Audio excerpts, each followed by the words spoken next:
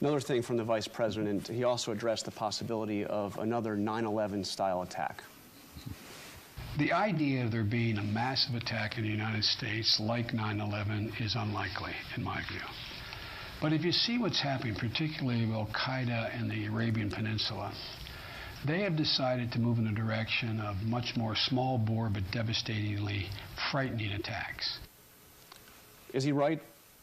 I don't think so, and I would point to a study that was released just within the last week or two up at the Kennedy School at Harvard by a gentleman, Moffat Larson's his name, I believe, who was CIA for 23 years, Director of Intelligence at the Energy Department for a long time, that looks at this whole question of weapons of mass destruction and Al-Qaeda, and comes to the conclusion that there's a very high threat that Al-Qaeda is trying very hard to acquire a weapon of mass destruction, and if they're successful in acquiring it, that they will use it. I think he's right.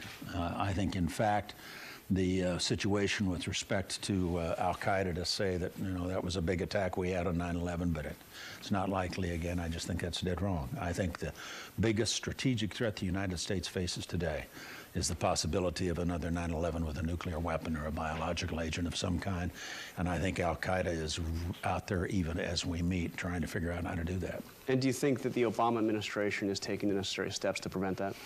I think they need to do everything they can to prevent it, and if the mindset is it's not likely, then it's difficult to mobilize the resources and get people to give it the kind of priority that it deserves.